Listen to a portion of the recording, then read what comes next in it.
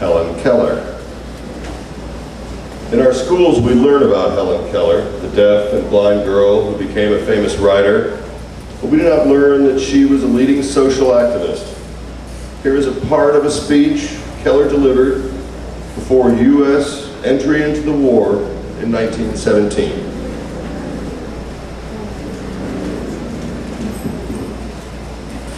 We are facing a grave crisis in our national life.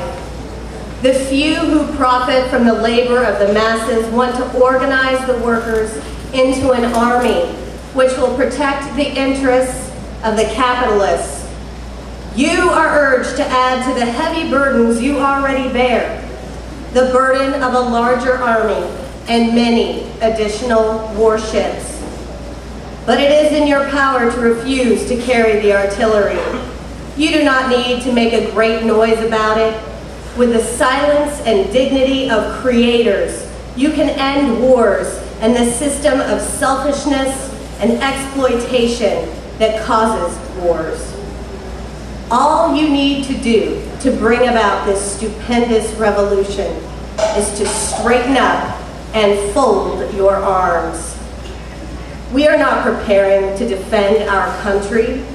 Congress is not preparing to defend the people of the United States.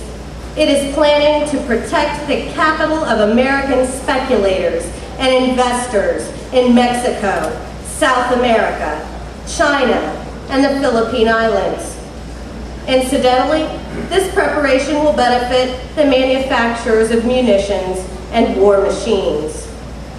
A dollar that is not being used to make a slave of some human being is not fulfilling its purpose in the capitalistic scheme. That dollar must be invested in South America, Mexico, China, or the Philippines. Every modern war has had its root in exploitation. The Civil War was fought to decide whether the slaveholders of the South or the capitalists of the North should exploit the West. The Spanish-American War decided that the United States should exploit Cuba and the Philippines. The present war is to decide who shall exploit the Balkans, Turkey, Persia, Egypt, India, China, Africa. And we are whetting our sword to scare the victors into sharing the spoils with us. Now, the workers are not interested in the spoils. They will not get any of them anyway. The propagandists have still another object, and a very important one. They want to give the people something to think about besides their own unhappy condition.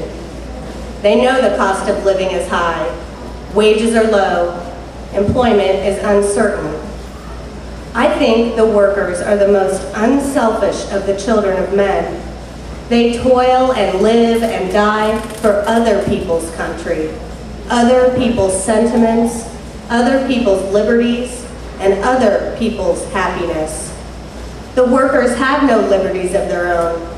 They are not free when they are compelled to work 12 or 10 or 8 hours a day. They are not free when they are ill paid for this exhausting toil.